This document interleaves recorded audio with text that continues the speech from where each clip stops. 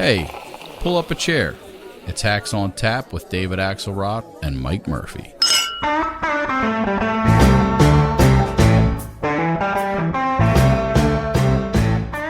Vice President Harris has made a decision, with 4 people close to the process saying Tim Walz of Minnesota is her choice.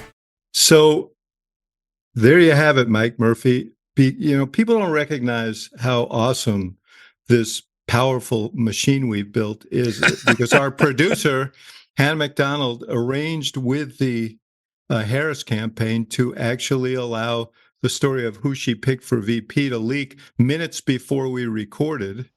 That's so right. We would have it for our use, which is fantastic. We control the world. I wish people would understand that. We Yes. send a little signal. Okay, tell the country we're ready to record. Exactly. And now we know that it's Governor Tim Walz. Right, the Minnesota, the weird choice. The man who invented the anti-weird choice.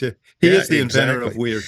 He made my life easier today because my wife is from Minnesota, so we've got the rouser playing and she's bouncing and decidedly off the walls and unweird, other than that she married you. Yeah, very weird. Very weird. But we have with us We need a weirdo. Who did we get? We didn't get a weirdo. We got the most normal guy on the planet. That is true. John Anzalone, pollster and strategist par excellence, pollster for the 2020 Biden campaign, and a guy who understands this crap at a very high level. Anzo, welcome, first of all. Good to see you. Yeah, Brother Axe, Brother Murph. Good to see you. We're 3 guys, in our 60s who all have nicknames. I always worry about that, but it's all good. Yes. It's very weird. Yeah, it's weird. It's totally weird. It is weird. But it's really weird. Yeah, but what do you make of it, of the choice? Yeah, I got to tell you, I love it. I think America is in desperate need of relatability. Right. And this guy that's is so why we relatable. do so well here. Yeah, exactly. That's us. And if you look at the trajectory of the last 2 weeks of Tim Walz, it's pretty spectacular, right? Within at least the Democratic community and social media, et cetera. We've learned a lot about him. And you just get this sense that he is a very real guy, whether he's riding the slingshot at the Minnesota State Fair or he's literally fixing his car, going to, AutoZone. But his story is great, right? His story is actually also what I think we need. Democrats have had real problems in rural America and small town America. And this guy has that story. He lived it. And, I don't know if you remember, Axe, in 2012, you sent me on a research project with Tom Vilsack and the Obama reelect to do rural America. And it was really the last time I think Democrats have taken a real serious look at this. Jeff Link does a lot of work with David Binder in our party. And so I just think it's really important. When we were doing Roy Cooper's governor's campaigns, we always had a rural strategy. And I think that Tim Walz helps us have a rural strategy, so we're not losing 75-25, even if we're just losing, 70-30, it's a big deal. But I think he's just a relatable guy who America is going to take to. I think the word avuncular comes to mind. $20 word. We don't use that in Mankato, But brother. Tim Walz would never use He's regular avuncular. folk. We can borrow a trailer hitch from But him. he sort of dropped out of a Norman Rockwell painting, right? Yeah. The small town guy, social studies teacher, geography teacher, National Guard. let's not forget that. Master Sergeant, and I'm pitching his nickname after a week on the trail ought to be Sarge. Yeah, enlisted when he was 17 years old, came from a military family, served 24 years, chairman of the House Veterans Committee, by the way, when he got to Congress, coached the high school football team, took a losing team and made them state champions. Oh God, where's Gene Hackman? Yes, you kind of it is all kind of central casting stuff. Okay. Now let me rain on the parade a little. No, I was setting you up for that. I saw you getting your umbrella out. I think it's a solid choice. My spider sense was it wasn't going to be Shapiro for a variety of reasons. So I thought he was the most Josh likely. Shapiro, the governor of Pennsylvania. Yeah, the governor of Pennsylvania. There was a lot of we win Pennsylvania no matter what. I don't think the vice presidential thing matters a lot for win a state, but it does send a big message about you. And I think Walz is a perfectly solid choice. Extraordinary moment of communicating ability, which is worth a lot. And I agree with everything Johnny said about rural America and trying to push the margin. I remember I got a call during the Hillary convention from a old Michigan Democratic salt and said, God, I'm watching this convention and nobody giving a speech. I don't think any of them can change the tire on an F-150. Well, Walz clearly can. So I think he sends all those tone messages just right. But the interesting thing is this thing might wind up being an assist to the Trump campaign, which has been stumbling around like a drunk sailor, AWOL, in that now they're going to go with ideology, because Walz also has a classically liberal record. He has a very moderate, super authentic tone. That is a great weapon in politics. That is a help to the ticket. But he's also, we're now between her original campaign, and she is undefined, so she has room to maneuver. And his record, we're in more liberal world. So I think the Trump guys will stumble into that. They already kind of have. And that is not a bad path for them. So that puts the ball in her court to send the right dog whistles to preempt that. Because an ideological campaign is a better campaign than he's had yesterday. Now, whether or not he'll do that, whether or not they open the door to it, we got to see. Yeah, I just say, if you take a look at the commercials now that the Republicans are running, or the Trump campaigns, or the independent expenditures, they're running that on Kamala Harris, and I don't think that they're going to trump that with a Tim Walz, right? I don't think that there's going to be anything extraordinary about Tim Walz in his record that they would use that instead of how they're going to try to define the top of the ticket. So I actually think he moderates that in a lot of ways, because he kind of looks like everyone's. I'm on a group chain with one of my oldest daughter's friends, and it's like they pick the cool dad. They pick the older cool dad, and the fact that they are actually saying he's a cool dad is only because of the last 2 weeks and the videos they've seen about this guy, right? He's not naturally a cool dad, but they see that he's real, and that's important. I'm thinking about the second look after the convention. Here's the Trump War Room tweet to Murphy's point. Tim Walz allowed rioters and arsonists and looters to rampage through Minneapolis. Yeah. Kamala Harris then turned around and encouraged contributions to a bail fund for the few that were actually arrested. Kamala Harris is a San Francisco liberal, and Tim Walz is a self-professed socialist. Well, they had a tweet prepared for Josh Shapiro. They had a tweet prepared for everyone that was gonna find it. And so, yeah, right. Yeah. But they've got sheet music there. He was for driver's license for undocumented, as you guys would say, immigrants. There's some stuff, because he had a rubber stamp legislature, and it's a progressive state. So they have some ammo, and I'm curious to see how the campaign handles that. He for a bunch of years, I forget how many terms, from 2006 through whenever he ran for governor, he was, which was 2018, I guess, he was a pretty moderate member of the House, because he was running from a swing district in Minnesota, and actually took out a Republican from that seat. So, they'll be pointing to some of that. But yeah, there's some targets in that. I went through that record. This is, he's sort of a cultural signal as much as anything. Yeah, well, that's the key. Is it his tone that'll define him? The Sarge, the regular guy, the moderate Minnesotan football that's coach. The story. Or will it be, you remember, because she has a record too. She was to the left of Biden. Now she gets to define who she is. That's the point I'm trying to make. It's now on her, when we get past the free ride she's having now, and she's handling that beautifully, to start. Maybe it's not a free ride.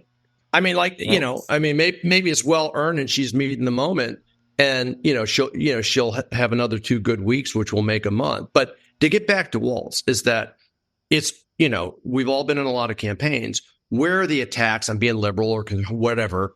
is troublesome is that if you don't have good pushbacks, and this guy is still the man from Mankato, right? With an amazing he's fast story. on his feet. I agree with that. You're right. Not even just fast on his feet. I think the proof points of him, again, being a National Guard, being in the military, being in the Veteran Affairs, being, a guy who can, clean a carburetor, right? I mean, like he in rural America, like when you graduate from a class of 25 people in rural Nebraska, no one's it's gonna be a little tougher to tag you as a liberal. There's another dynamic here, and we don't know how all this is going to play out. But the run up to this was progressives basically rebelling against the idea of Josh Shapiro as vice president. Yeah, and they were for him. They gravitated to Walz as their choice. And I mean, I've gotten pinged by a million people saying, well, I guess the progressives won out on this. And that's going to be part of the storyline. Well, yeah, that's his narrative. Whether that's an enduring storyline is another question. But that is definitely going to be one of the early storylines coming out of this appointment, that basically she took the path of least resistance, did not want to take on the left in the party. That's what's going to be worked. No, and that's my point. It's going to ideology now, and now it's going to be on her to handle it. But I want to get back to when I talked about her free ride, because I want to be very clear about that. She's earned a lot. I don't mean that kind of free ride. I meant the party was in incredible despair over Joe Biden because they thought he was definitely going to lose to the hated Donald Trump. So then Joe does the heroic thing and gets out. Now there's a 500-foot hurricane of joy, and that kind of picked her up and propelled her right forward. She hasn't had to do a lot of political work because that moment has been so powerful. It's like Twister 3. It picked her up, and she's flying at 400 miles an hour, and she's handling it really well. I give her better than I thought she would. But eventually the twister's going to go away, and then it'll be her engine moving her forward, which I think is the great opportunity. And that's what I mean by unearned. She kind of won that prize from Biden. Now it'll all be her, and we'll see what she can do. So it was interesting. Again, listen, we've all been in this a long time. I just needed to go see this. Like, I flew to Atlanta, and I went to the Atlanta event where there was 10 or 12,000 people in this arena at Georgia State University. And I've been to a lot of events in 40 years of politics, and I'm not sure I've ever been in something that was so electric. And this wasn't, this was incredibly. I was sitting with the mayor of Montgomery, Alabama, Stephen Reed, super, super impressive guy.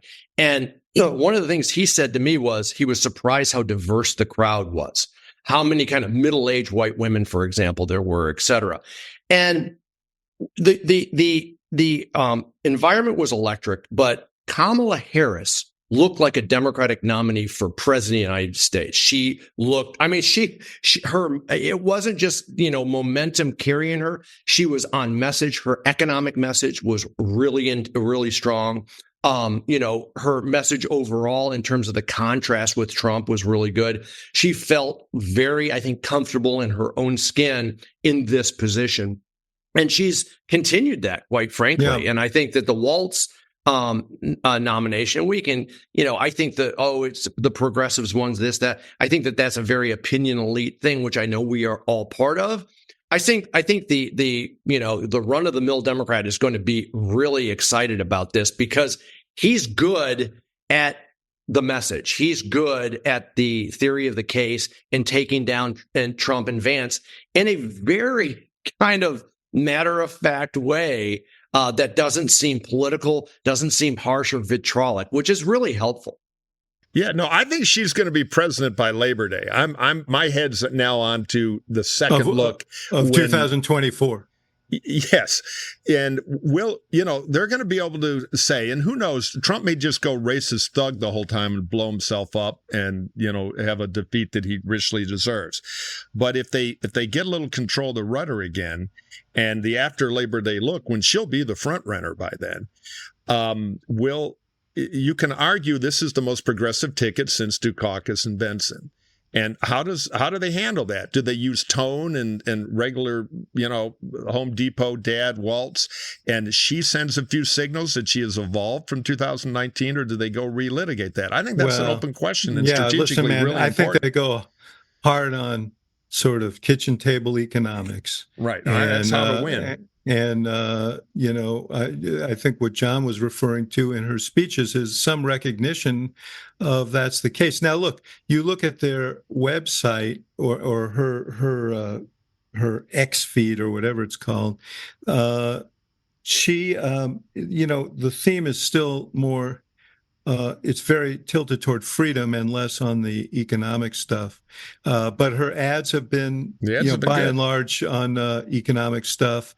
The Future Forward Super PAC has been running in, that ran in the Super Bowl and so on, was her talking very much about the middle class and middle class economics. So, but John, let me ask you this question. She has been on a roll. I've been in the Olympic mode here. So and I've said that it felt like she got a tremendous dive out of the blocks and a big thrust. And she moved right. She was moving forward at a rapid clip. And now the swimming part comes. But tell me where you think, where do you think the race is? Yeah, listen, I think that, we've kind of all had whiplash, right? The last month, really the last several months. And I think that we're probably, if you're in politics, you've been surprised at how quickly the public polls have moved. I mean, this race is actually a coin toss today. It is, right? It's a toss up. And I think that the conventional wisdom was going to be, oh yeah, the polls are going to nationally close a couple points, but when we get these state by state battleground polls, they're going to still show a pretty big deficit. And the reality is that it's a dead even race or a little advantage nationally for Harris. But we're seeing all of these state polls, including a Fabrizio poll, who we all respect, who does Trump's polling, and I do AARP and Wall Street Journal with Tony Fabrizio, came out with a poll in Pennsylvania that either showed a dead even her ahead. There was another Republican poll showing Georgia within the margin of error. Neil Newhouse with POS, a real respected Republican pollster, showed all the battleground states literally tied or within the margin of error. And so, I think step one happened quicker than anyone would think, which is the consolidation for Democrats. Right. Yeah, it was a 72-hour Democratic primary. Yeah. But Democrats had three problems with the base. We had one, there was going to be a universe of people who were going to sit on the couch and not come out. And so literally the election universe, how it looked, was going to be different and more Republican and more old and more white. And then we had a universe of Democrats who were voting third party, right? And then we had some bleed. And Kamala Harris, when she became basically the nominee or the candidate, consolidated the Democratic base with young people, African Americans, Latinos, who her numbers have always been better with than even the president, and then AAPI, who had dropped off quite a bit for the president, and women. And so that step one came really quickly. It's always step two, which is the most difficult, which is independent swing voters, persuasion voters. But that's always been a post-convention, post-Labor Day kind of adventure for Democrats and Republicans. And I think that, our old friend who taught me well, Joel Bennett, said, what did he always say about presidential campaigns? They're about the future. And she's talking about the future way more than Trump will ever be able to do. And that's her rocket fuel. I think that is where we get into the step two, where we're going to have advantage talking about who she's going to fight for and talk about the future. And I don't know who, talked about the Kamala curious. I think that is a great term. And I think that she has a bigger universe of Kamala curious who are looking at her right now than Trump ever will. Because there's no doubt about it. Listen, the thing about this is that, and anybody who's been involved in presidential politics understands this. Every time the bar gets raised, every time the bar gets cleared, the bar gets raised. Yeah. There are two tests coming up that, or maybe two tests. One of them has to do with the convention. And let's talk a little bit about what we think the convention will bring. Let me say parenthetically, relative to what Anzo just said, that one of the, and we'll talk a little bit about this later when we talk about Bobby Kennedy and the bear adventure, which is like, it sounds like a series, but Bobby Kennedy eats a dog. Bobby Kennedy, He's over. Her young energy thing has snuffed out his oxygen. He's got saran wrap over his head. Except for people who might wander over to Trump. I mean, the third party thing was so menacing to Biden. It was deadly. Because she is a draw, because she's drawn people back from Jill Stein, back from Cornel West, back from nowhere. All of a sudden, that third party thing is shrinking and actually may be slightly beneficial to Harris. Yeah, vaxxer nuts. Maybe it hurts Trump more, but it's not anywhere near I saw polls pre-debate where he was doing 17, 18% of the vote in some mountain states. Not that Biden was going to win them, but there's no market for it. Yeah, it's half of what it was pre-Kamala getting into the race. And what's left is, again, I think some anti-vaxxers, super conservative people who, think JFK Jr. is going to come back to Dealey, Square. So it's a tinfoil hat. Okay, then let's take a break right here, and we'll be right back. Okay, Hackaroos, let's face it. After a night with a couple of drinks, I don't bounce back the next day like I used to. I'm not the young spring chicken anymore. I have to make a choice. I can either have a great night or a great next day. That is until I found Z-Biotics Pre-Alcohol. Okay, science class is open here at Hacks on Tap, and let me explain. Pre-Alcohol is the world's first genetically engineered probiotic. Now, say that 3 times. Genetically engineered probiotic. Why is that important? Well, it was invented by PhD scientists to tackle rough mornings after drinking. That chemistry crowd, those PhD, they like to party, and they wanted to do something about that after feeling. Here's how it works. When you drink alcohol, gets converted into a toxic byproduct in your gut. It's this byproduct, not dehydration, that's to blame for your rough next day. Pre-alcohol produces an enzyme to break that byproduct down. Just remember, important, to make Z-Biotics your first drink of the night. Drink responsibly, too, always, and you will feel your best tomorrow. So here's the offer. Vacations, weddings, birthdays, reunions, Karl Marx's birthday if you're Axelrod.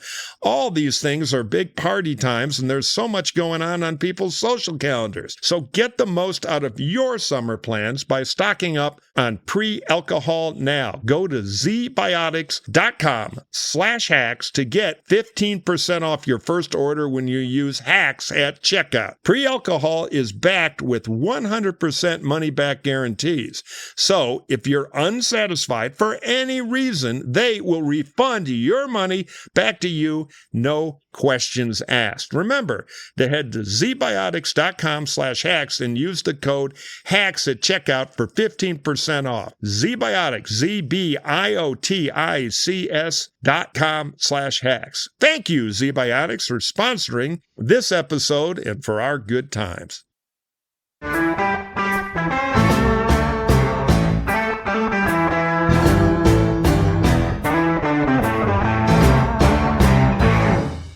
So the convention, until 3 weeks ago, they were planning a convention for Joe Biden. Yeah. Now they have to turn a battleship around and turn it into a Kamala Harris convention. And it seems to me that strategically, it's a much different exercise. Because if you had Biden in the condition that Biden was in politically, you would have made that convention 80% about Trump.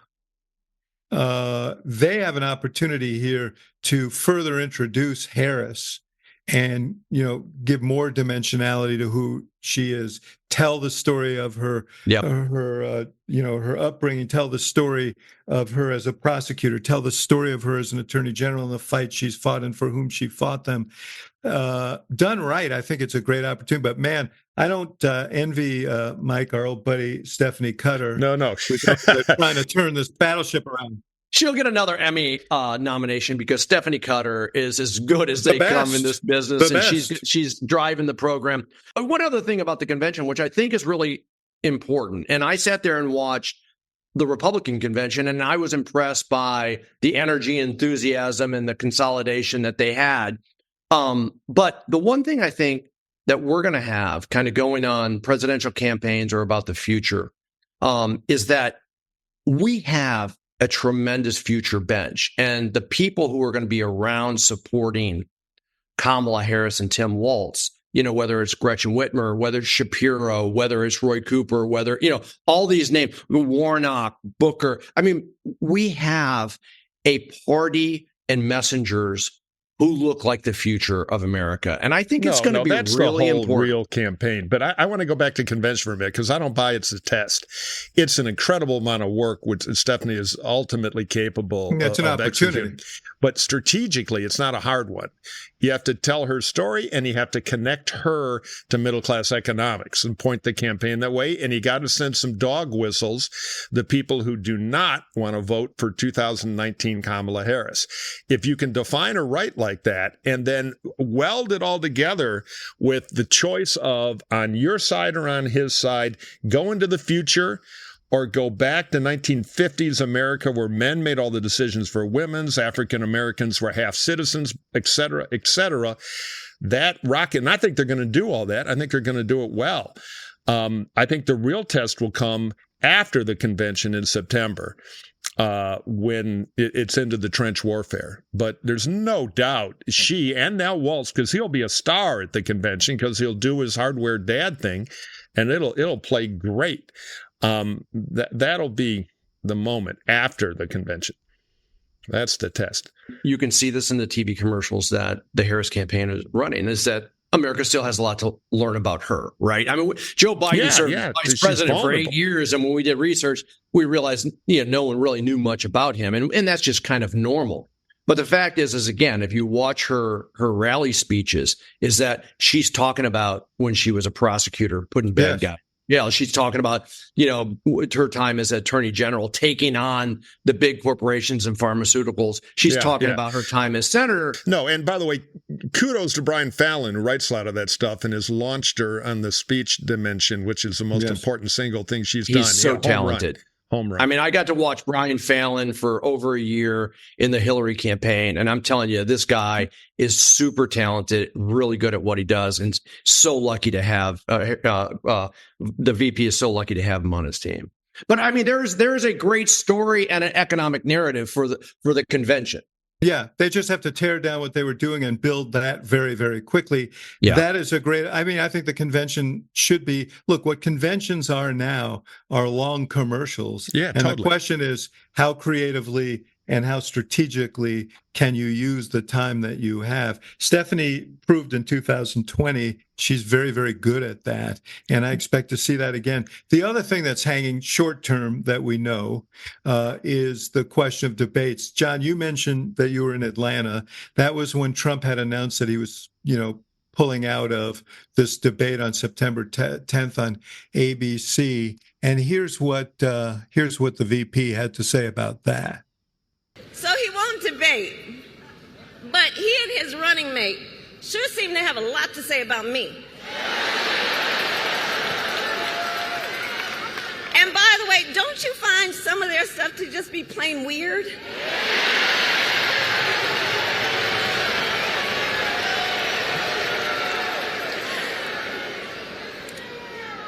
Well, Donald,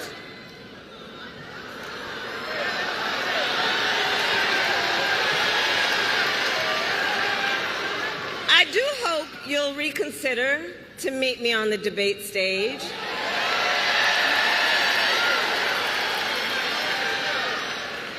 Because as the saying goes, if you've got something to say, say it to my face. It's just so good. I mean, she turned it right around on him. This is something you would expect from him. And it was spectacular being in that room when she said that. So they then they did what what you would expect and tried to take the terrain back. Went to Fox News, agreed to a debate with a crowd and the Fox panel on September 4th, 6 days earlier than the debate that was planned, and said they weren't doing that one. And does she have the guts to show up for this one? The initial attack, the initial response from the campaign, from the Harris campaign, was, "We'll see you on the 10th, and we're going to show up whether you show up or not." What do you guys think she should do? Oh, pound on the 10th. You know, his thing looks transparent and weak. I would be chicken suits and just pound. The 10th is the Super Bowl. Where's Donald? Afraid of a girl. Every Chinese restaurant in America is now named a dish after Donald Trump. Orange chicken. I would just pound him into applesauce to the 10th. Well, there you go. Yeah. He's the new Peking duck. You know, Donald Trump doesn't like to have his manhood hit. And I think that this is a great opportunity, exactly. Right? I mean, it really is cowardice. I mean, and I would probably, again, I think that they're doing that, and they'll keep pounding that. But he's put himself, kind of in a corner here. And if he doesn't show up on the 10th, I do think that it's going to hurt him. And no one's going to, it cuts his brand too, Mr. Tough Guy. I would make the 10th the Super Bowl and let Sergeant Walz get out there and say, "Come on, Don, it's not the draft. You don't have to hide." The question is, does she gain from a debate? I think she does, because Trump's going to be the addled old man on the stage. But don't give him the Fox win. Yeah, but here's my question to you. I posit this. What if she goes back and says, you want an adaptive debate? I get it. You don't want to. You're afraid to have a straight up debate. I'll show up on the 4th, but I'm not going to do it in front of the Roman Colosseum. Let's go in a studio. I'll take the Fox announcers and let's go. I don't know. And call him on it. That's a win for him. I don't wouldn't know. give him a win. He's the chicken. There's one big debate. He's chickening out. Then you can have another debate, Donald. I'll have a Fox debate the next night. I'll have CBS the night after that. We're doing them all week long. What are you afraid of? Bach. Yeah, I mean, I'm not so sure I wouldn't, again, challenge him to a couple. The fact is that, I don't like the fact that he would win. I think that they'll come to a debate, because I think that at the end of the day, we've all been in a lot of campaigns. I mean, how many times have you had a campaign where you actually ran that the guy was afraid to debate, right? And at some point, again, I don't know that I'm not part of the debate team or negotiations, but he knows he needs to. The thing that he has, the whole essence of his appeal is about strength. And if you look like you're the strong one, I don't think it looks like you're weak if you say, I'm going to play on your court. Yeah, so the problem is, I get it.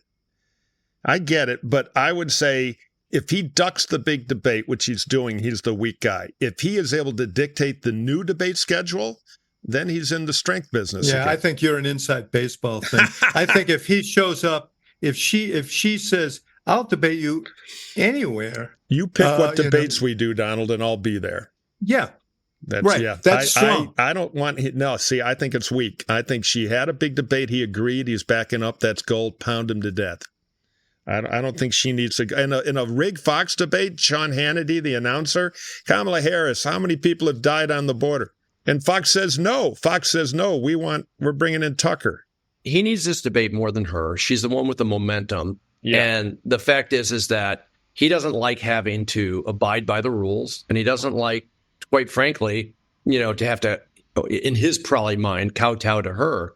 But the fact is, he needs this debate, and he's going to figure. He's eventually probably come to the conclusion that he does. I wouldn't give in. There's stunts she can use on Fox. She can say, "Fine, we're due ABC. An hour later, we'll have a double header. I'll meet you over at Fox." She can raise the ante, but she shouldn't back off letting him debate a new debate schedule.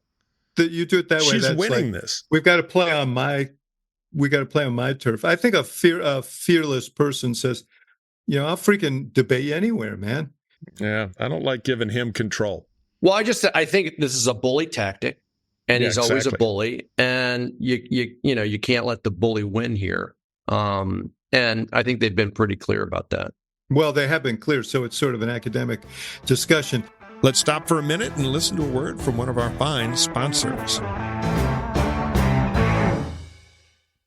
Hey, Hackaroos, Murphy here. It's been a busy week for me. My phone has been ringing off the hook with various Olympic coaches wanting me to jump a plane to Paris to suit up and try to go for the gold. But I've been busy here doing the podcast for you. And okay, maybe that's not completely true, but most of us are not trying to become Olympians, let's face it. But who doesn't want to feel strong, healthy, and end the day with some energy left in the tank? Boy, oh boy, end of the day you would really use, I know I could, a little extra zip and zoom. Well, that's simply not happening without good nutrition. That's why I love Field of Greens. It's whole organic fruits and vegetables. No extracts, no lab-made stuff. I don't want a sci-fi movie. I just want good nutrition. Just one scoop a day gives you simple, real nutrition. Our producer, Hannah, is a fiend for this stuff. And, you know, she's like, let's just put it this way. She would beat me in a foot race around Chicago. Field of Greens feeds your body with fruits and vegetables medically chosen to support your heart, vital organs, and immune system. That's why people who take Field of Greens can feel it. In fact, they won't shut up about it. They feel so good. They have that energy. They feel it throughout the entire day. They don't have that afternoon crash that I know I have. They have better sleep, and boy, we all could use that. And even your stomach can feel better. Field of Greens is a go-to method for getting nutrition that you need, even on those bad eating days where maybe, well, let's just admit it, you had the willpower kind of take a day off. Well, Field of Greens is there to help you. So how do you get it? Because all you do is add one scoop a day, and it makes a real deal. And by the way, if you don't like it, you can return it for a full refund. And you got the Hacks deal here, 15% off your first order and free rush shipping.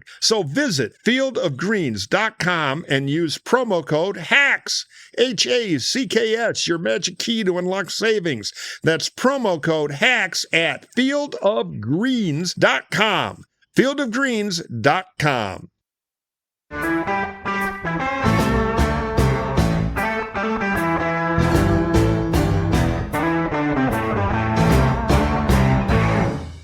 Speaking of Trump, and you guys hinted at it earlier, the guy has gone bonkers, you know, starting from as soon as Biden dropping out, wanting a refund fund on his money for having spent a year attacking Biden and now not getting to run against him. But, you know, he should get a refund from his lawyers.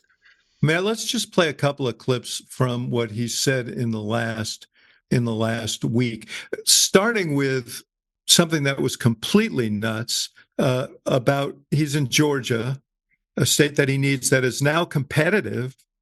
And he decides to go down this road.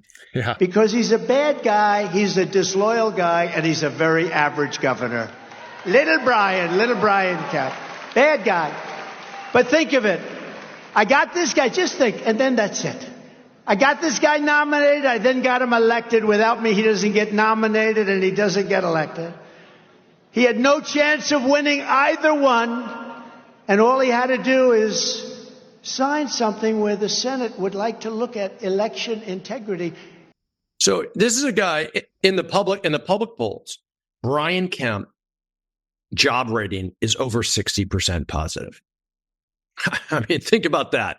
Yeah. I mean, it's insane. It's nuts. And Kemp is a very good operator. He has been tying Trump up in knots for years. Trump tried to muscle him on the Senate nomination. Yeah, he went on. Right. So, and now he's decided, you know, and this is, first of all, when President Biden courageously, I'll give him a lot of credit for it, put the country first, moved out, Georgia got back in play with a new candidate. The SOTA states, Georgia, Arizona, and Nevada, are now back in play. They weren't with Biden. And then Trump decides to blow up Georgia to help him more by declaring war with a very powerful, adroit Republican conservative governor who has a lot of support in the machinery there, which he controls, not Trump. So it is the stupidest single thing of a long, epic, Olympic-level list that Trump has done politically in my recent memory. And it's a huge blunder. It's incredible. I can only imagine how how the folks in the Home Office felt. Oh, yeah. Salito, luckily the windows don't open or Chris would have been airborne from the 9th floor. So can I give you a number, which I found fascinating, and talk about how quickly this race has changed? And I think this was a CBS News number, that right now only 50% of America believes that Trump has the mental and cognitive health to serve as president. Yeah, 64% believe that Harris does. So, I mean, talk about, again, this is just turned around completely. And the fact is that now some of this crazy stuff is going to be a problem. Yeah. Listen, I always believe that part of the Democrats' job was to ignite kind of the PTSD of the Trump years, right? Yes. And listen, each side's going to have $1 billion to do that. And so there's real contrast on reproductive rights and who you're fighting for, and he's out for himself, et cetera. But there's a whole universe of the fact that this guy, just causes America anxiety if he was president for 4 more years. No, the Prozac presidency. Yeah. And I think we're going to see that. I think we're going to see plenty of commercials to remind people. But Anzo, you're onto something really powerful that I think is a huge undercurrent. When Joe Biden's age became an issue, we kind of created this monster issue of age, and it ate Biden. The monster issue is still there. The country's decided we don't really want old guys as president. Now, Trump appears to be a little more vigorous, but the age thing is now all about him, and it's a bad weapon. It has got blood on its teeth from Joe. So I think, the Harris people ought to think about that optically and how they do stuff, because old man who doesn't get it, old ideas to take us back, I think is really powerful rocket fuel, and Trump is just running into the wood chipper on. Yeah, and again, it's the future. It's about the future, and that's important. This is why getting him on a debate stage would be great. So anyway, Trump he's also had a lot to say about Kamala Harris. He's sort of tried out a whole bunch of stuff at that same rally in which he decided to go after the most popular Republican in the state. Here's what he had to say about Kamala Harris. Harris has the most ultra-left-wing agenda of any presidential candidate ever in history. There's never been anybody like this. She is considered more left-wing than crazy Bernie Sanders. Look at her. She's worse than Bernie. And she happens to be really a low IQ individual. She really does. She has a very low IQ. We don't need a low IQ. So where does that get him? Where does that get him? First of all, in the polling that I've seen, people give her more credit for intelligence than they give him. Yes. Right. The public polls show that people think that she's intelligent. That there's no doubt about it. So he's pissing in the wind. It also sounds like a racist attack. I mean, let's be honest. That's what I think. It sounds like a crazy old guy losing it. And the other thing is that when you listen to the crowd, I mean, I don't know if you've seen side by sides. The two events that Kamala had and Trump had were in the exact same arena. Yeah. And if you've seen, again, one was electric, and Trump always would talk about low energy. Well, his event was incredibly low energy, and he really didn't get much response from the crowd, even from that clip, quite frankly. If you watched the whole thing, that Georgia rally was not the rally you would expect from Donald Trump. It was really a hit and miss. The camp thing, there was almost silence when he was doing it. And it drives him crazy. It's all about rally crowds. So the more big rallies they have, which are hard to do, they ought to even think. Stephanie's going to hate me for this. But if they had a way, and they probably don't have time now, to rip off your old Obama scam from 2008, where you did the final night outside in a huge, I was there that night, the place was electric, a huge outdoor arena with a massive crowd. It might just put Trump into the rubber room. I want to find out who let you into that rally. I was deep undercover, my friend. He also made this appearance last week, and I presume it's because they think they can still hang on to an appreciable, minority of the African American vote. But he went to the Black Journalists Association, and he said this, and it got a lot of attention. Why didn't he wear a white robe and just commit to it? She was always of Indian heritage, and she was only promoting Indian heritage. I didn't know she was black until a number of years ago when she happened to turn black, and now she wants to be known as black. So I don't know, is she Indian or is she black? She has always But you know identified what? as a black woman. I She went to a respect historically either black one. college. I respect either one, but she obviously doesn't. Because she was Indian all the way, and then all of a sudden she made a turn, and she became a black person. Just to be clear, sir, do And you I believe think, that I think she is somebody should look into that, too, when you ask All right, a okay. continued All right. Yeah, the ref's going to stop the fight. So I got to tell you guys, Andy Borowitz, the humorist in the New Yorker, put out a little piece shortly after Walz was named, and the headline was "Trump claims Walz was never white before." Yeah, that's great. Well, apparently to him, the real sin is an Indian person and an African American married. You know, that's too much. But you know, his people insisted that this is a thing, and I mean, I really was trying to understand, like, how could it be a thing unless they thought that somehow they can create a wedge among some African American voters? I mean, the whole thing. I think I know insane. this one.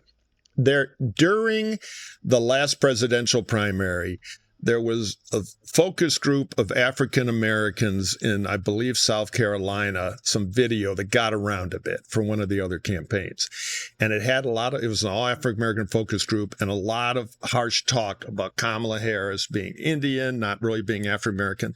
So some moron in Trump's world, which, you know, you swing a dead cat, you hit 50 morons there, probably has seen it or got a hold of it or was somehow and said, no, people hate her because she's really Indian. And that bubbled up to Trump. And now he thought it was a big masterstroke, and he went out, lit the grenade, and then, you know, held it to his chest. So I think it's an old echo of kind of an old thing that's no longer relevant and no longer reflective of reality, but they're grasping at straws. And let's look at the numbers right now. The public polling has been really clear that African Americans are consolidating at nearly 90%. And Trump's African American vote and the third party vote that was African American has collapsed. And so, you know, again, you want to make sure that in all of these states, on election day, you want 31% of the Georgia electorate be African American. In North Carolina, 21%. In Michigan, 10 or 11%. So there's a lot of work to do. But the fact is that the consolidation happened pretty quickly. You want to keep it there, and you want to make sure that the percentage of the total electorate is where you need it to be. But this was crazy, Bill. This is a candidate whose opponent has gotten under his skin. And I think that you've seen that for the last 2 weeks. Yeah. No, she's in Trump Tower psychologically, no doubt about it. And again, I think that the key is that not only is Kamala Harris consolidating early, close to 90% of African Americans, which is usually in polling a dynamic you don't see until post-Labor Day, right? But the fact is that, you know, the enthusiasm level of among Democrats. So if you take a look at Trump voters and you take a look at Harris voters in the public polling, the enthusiasm or the motivation for those candidates are now almost equal. Yeah. And that becomes really important. And there was a 20-point there, but I think this is important. There was literally a 20-point drop off with people of color. And now that is equal. It's 20-point hires with Kamala Harris. Okay, gentlemen, we will be back in a minute, but we have to pay a few bills. Well, you know, we all get in a lot of political arguments these days, but that's nothing compared to the Donnybrooks that my wife and I are always getting into whenever I take on a home improvement project. And honestly, it's because I'm not handy. This is an advertising lie. Actually, I'm quite handy, but we still argue about blinds because blinds are not for amateurs.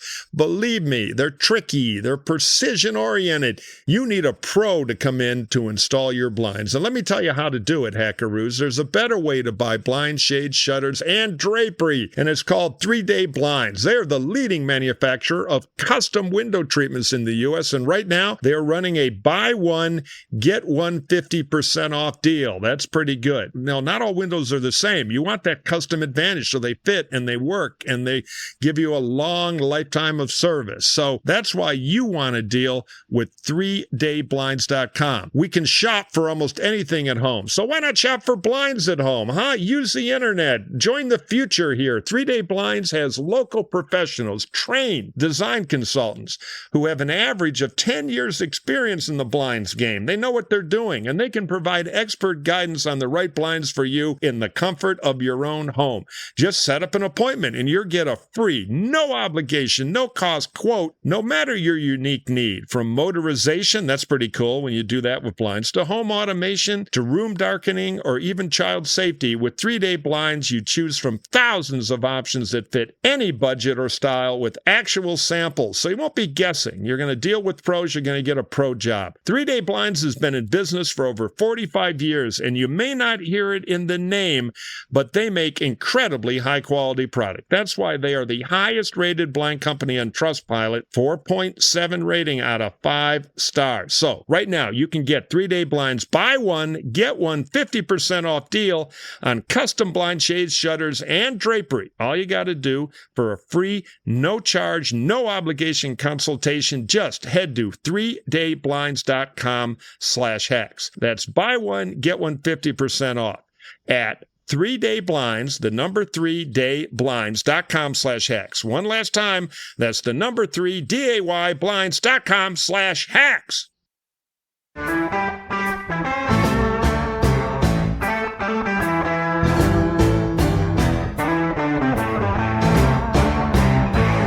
I got in trouble, as I often do, with our friends on social media because I said on TV that Democrats should not get carried away with irrational exuberance, that she's had a tremendous start. The race is sugar now high, I think, was your $1 million phrase that you're going to. No, it wasn't mine. That wasn't you.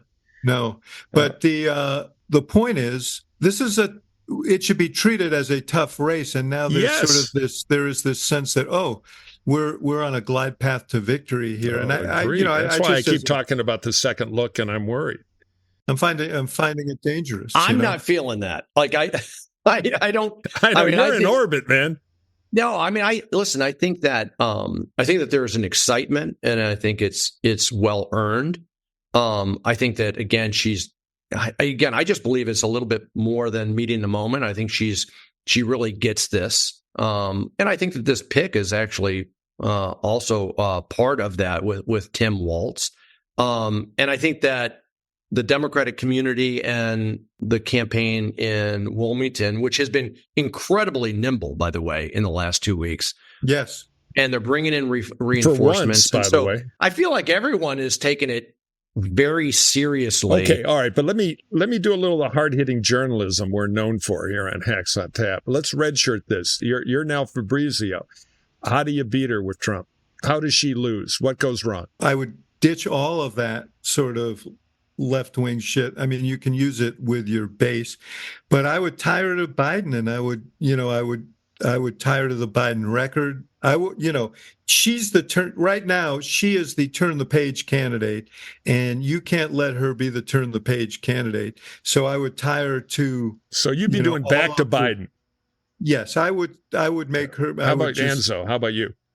Well, listen, I think that one of the things that we learned from 16 to 20 is that, we didn't lay out an economic message in 16 that I thought was intense enough or proportional enough, quite frankly. We made it all about a risk. And in 2020, Joe Biden competed on the economic message. And I think that you don't have to win the economic message. You're talking about what she should do. We're asking what you would do if you were. Take your blue hat off for a second. No. I'm setting the table, which is, I'm hungry. I think the fact is that in 2020, he never did the F-150 ads about the economy and how good he was and the businessman, et cetera, and contrasted it. And I think that, we're going to see whether he tries to make that contrast on the economy and ties her to Bidenomics, et cetera, et cetera. They haven't really been good about using their biggest strength, and I hope they continue to fail there. So yesterday, interesting you should say that. Yesterday, when the market took a tumble, they did a quick crash ad that they threw up online. Let's listen to that. Here we go. Look at them go down. What some would call history in the making. Don't say that. We have never been down 1,000 points ever, not even intraday on the NASDAQ. Bidenomics is working. It's working. The stock market just taking a big old nosedive this morning. Dow Jones is down about 1,010 points. That is called Bidenomics. The Dow fell more than 600 points Friday on a weaker than expected jobs report. 5%. Meta, 6%. Amazon, 6%. Apple, 9% down. Bidenomics is working. Fears of a recession began after Friday's disappointing July jobs report. Bidenomics is working. A rise like that is historically a sign that a recession is imminent. This is Bidenomics. What you're seeing right now in the stock market is what Americans have been feeling for the last 3 years. It's just a manifestation of it right now. All that is called Bidenomics. So there you go. I mean, Yeah, so they're doing it. right. Yeah. Well, the stock thing, that was tactical, but the stock will bounce back if that's tricky, but they're doing the economic thing, which is smart. Right now, people still think Trump, well, I haven't seen new data. Maybe it's changed. 20-point lead still. Yeah. So, who do you want to run the economy? Left-wing Kamala with the Biden plan who ruined the border, or Trump? Yeah. And she's got to do what we did with Obama in 2012. And she has to own middle-class economics. Who's fighting for you? Right. That's And she's done a good job of this. Yes. I mean, she's actually, this is a central part of her message. Yeah. And what I will throw this out, not that it necessarily matters in the long run, but I don't know if you saw the Trump tweet like 3 days ago, taking credit for the Biden stock market rise. And then it crashed. I thought that was kind of funny. I think it is astonishing how different the world looks today than it looked 3 weeks ago, or I guess it's a little more than 3 weeks ago. And this thing is a very, very competitive race. Yeah, Dems have won the lottery here. She looks like she's on the way up. He looks like he's coming down. And, it's a completely different thing. We talked earlier about the third parties, and RFK Jr. seemed to be a bigger factor in the race than he does right now, partly because of crazy shit that he's done along the way. Yeah, he's stone cold nuts. Yes, but the market is gone. Kamala has sucked up a lot of that oxygen. But he himself put out this little tape that he did with Roseanne Barr at her kitchen table yesterday. And well, let me just set up the context, though, because so the New Yorker was doing a big profile on him, and he got wind of it. That in the profile somehow, which I think he suspected would be hostile, was the revelation that when the big media frenzy over the dead bear cub found in Central Park with bike marks on it was discovered, he, it turns out, was the mystery assailant. So he went and he called, of all people, Roseanne Barr to tell the story and then preemptively put out this video to somehow diffuse the New Yorker story. He wasn't, as you'll hear, he wasn't the assailant, but he was the depositor of the bear. Yeah. Allegedly not the assailant. It might have been a falconing accident gone wildly mad, but anyway, it's incredible. Let's hear the bear man explain it himself. I was taking a group of people falconing up in Goshen, New York, up in the Hudson Valley, and I was supposed to meet them there at maybe 8 or 9. I was driving up maybe, really early, like 7, and that woman in a van in front of me hit a bear and killed it, a young bear. So I pulled over and I picked up the bear and put him in the back of my van because I was going to skin the bear, and it was very good condition, and I was going to put the meat in my refrigerator. And you can do that in New York State. You can get a bear tag for a roadkill bear. And so then we went hawking, and I had the bear in my car. And then we had a really good day, and we went late. We were catching a lot of game, and the people really loved it, so we stayed late. And instead of going back to my home in Westchester, I had to go right to the city because there was a dinner at Peter Luger's Steakhouse. And at the end of the dinner, it went late, and I realized I couldn't go home. I had to go to the airport. And the bear was in my car, and I didn't want to leave the bear in the car because that would have been bad. So then I thought, at that time, this was the little bit of the redneck in me. There'd been a series of bicycle accidents in New York. They had just put in the bike lanes, and saw a couple of people had gotten killed, and it was every day, and people had gotten badly injured. Every day it was in the press. And so I thought, I wasn't drinking, of course, but people were drinking with me who thought this was a good idea. And I said, I had an old bike in my car that somebody had asked me to get rid of it. I said, let's go put the bear in Central Park and we'll make it look like he got hit by a bike. It'll be funny for people. All right. Okay. So he did that. But I have two questions for you guys. Oh, there are more than two, but go two ahead. Two questions. Wow. First of all, did he valet park at that restaurant? Yeah, right. Explain the bear. And by the way, what happened to the Falcons? Are they locked in the van with the bear? I mean, and then the bike. Who wants a? It's just and where was he flying to? Did he get there? He name drops the steakhouse. I love that he name drops the steakhouse. Did he take a shower? He's got a bike in the back. He's got the bear in the back. He is stone cold nuts. Okay. Yeah. No, out of his mind completely. So, I think the Bobby Kennedy boomlet is. He lost me on the eating of dogs. Yeah. My dog was infuriated by that. By the way, he killed the damn bear. I don't believe for a minute that there's a mystery killer he's still looking for, because she's in for one side. Some woman hit him with a van. And then yes, he is going to depart into crazy land and maybe get his 2%. But the 2% is going to come out of Trump. It's not going to come out of... It'll come more out of Trump than Biden. Because it'll be crazy option B. Yeah. This goes back to the point, Anzo, that the third party stuff, suddenly it's either a non-factor or it may actually be helpful to her. And there was a time when it looked like the thing that could kill Biden. Yeah, there was a universe, without a doubt, of young people and people of color, again, who remembered his father as a civil rights icon, etc. And that's all evaporated. Again, his third party numbers have been cut in half.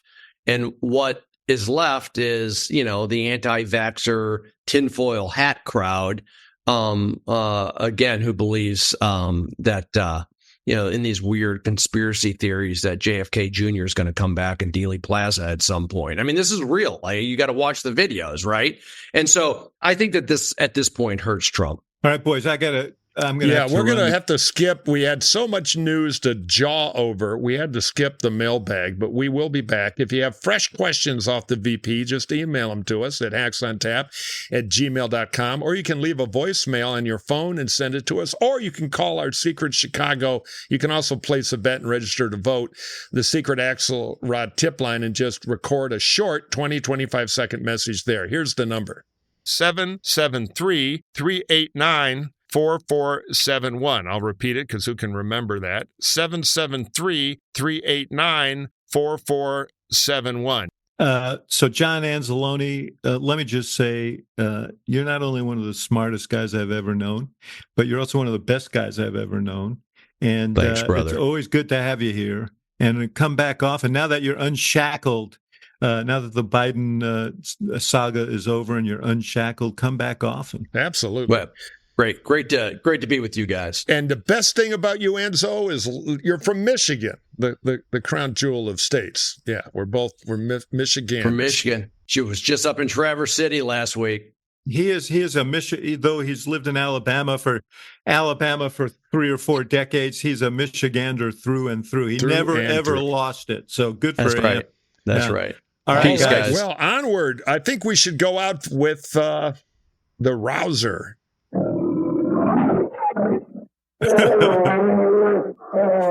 right, enough already. That's a former Bobby Kennedy supporter who has switched sides now, having heard that story. I think that was Bobby Kennedy. He might have drank bear blood, and he's out right now crawling around a building. Hey, let's play the Minnesota fight song. Finish this up. A little salute to the guy who won the lucky phone call.